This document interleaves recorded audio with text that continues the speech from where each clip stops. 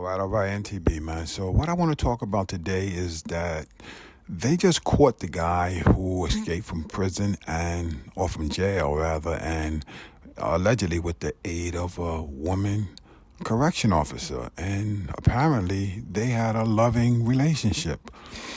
Ladies and gentlemen, I'm going to talk about some things that might be hard for some of y'all to accept, some realities about jails, prisons, men, women, that some of y'all, it might touch on your sensibilities. So if that's you, you're the sensitive type, you might want to click off right now because I'm about to tell you some facts about these jails, these prisons, and the relationship between the guards and the inmates. Stick around. NTB, man.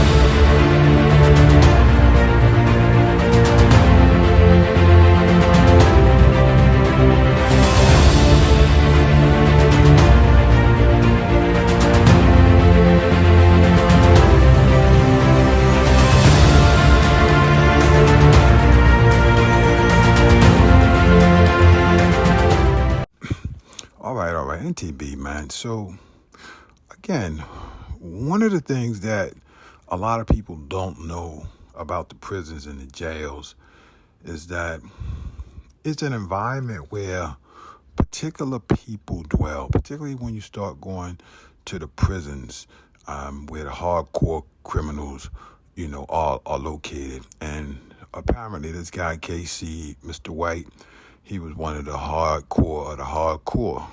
And so a lot of people don't know in those environments, there's an energy that flows, right?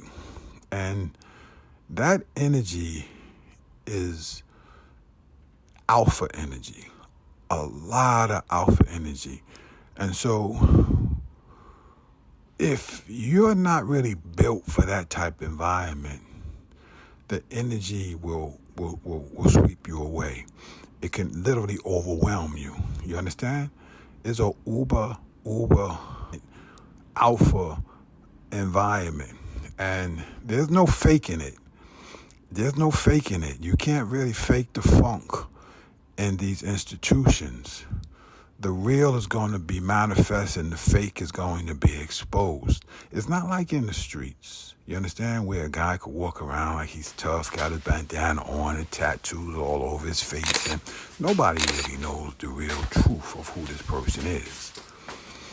And the institutions is different.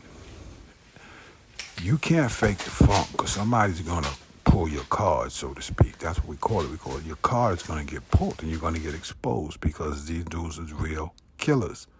These are real gangsters. These are real tough guys. And it will get really real quick in those institutions. And so culturally, America has taken a turn. And the turn that it has taken a turn towards being alpha, being strong, being assertive, even domineering. It is frowned upon on the outside. On the inside, not so much. That's part of the culture. And again, it can be very overwhelming because it's part of the culture. You understand? And now, when people from the outside come inside, like the guards, right? And they have to mix and mingle with this energy. A lot of it it's overwhelming because it's like it's different. It's just a different, almost a surreal environment. And a lot of people, what happens is they get real familiar and they get real comfortable with the guys who were there because they know who the real ones are and they know who the fake ones are. They know. And then the ones who really thrive at the top of the food chain, the guards know. There's no faking the funk. You real or you not. And the guards know. The male guards know and the women guards knew. You understand? And another weird thing about our culture is we celebrate the bad boys. We always have. We've always in our culture we celebrate the dog. We celebrate the rebel. And I know it's kind of like a contradiction, but because at one hand, a lot of people are coming down on the alpha, the strong masculine energy, the strong masculine personality. People are coming down on it now more recently. But historically, the bad boy, the thug, the Frank Sinatra, I did it my way, the Tupac Shakurs, Thug Life, Finger in the Air, James Dean. Bad boy culture has always been deeply embedded in the roots of our society. Even though this new culture that's popping up that's trying to squash that energy is getting strong, but it is not strong in the penitentiary. You bet that. It ain't strong there. The Lord of Jungle still rules there. And historically, culturally, psychologically even, a lot of people are attracted to that energy. I'm going there. Listen, that energy is often admired. A lot of people won't tell you that they admire the man who puts his finger in the air, to everybody. Big wigs, little wigs, every wig, finger in the air. Particularly to the big wigs. Finger in the air to society, finger in the air to the supervisor, finger in the air to the police, finger in the air to the bosses. Everybody might frown in public, but in private, they may even envy a person like that who has the cojones, the gall to do that.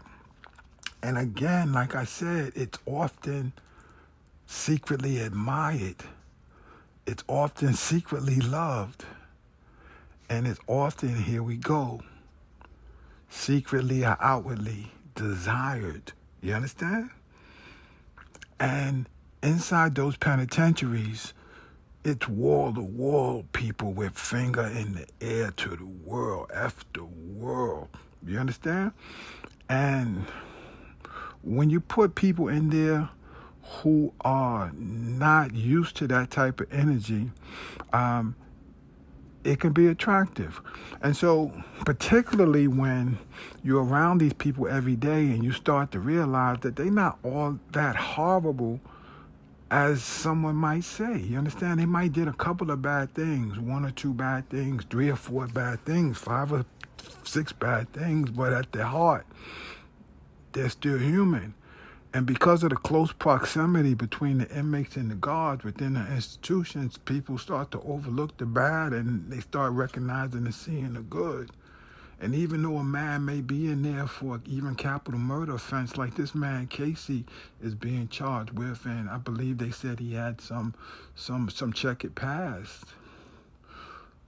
If a woman is around him long enough and they can perceive that there's some goodness in him, and it probably is, or even if it's evil in him, because some people are attracted to that too, they can get drawn in just by the energy, the spirit of the rebel.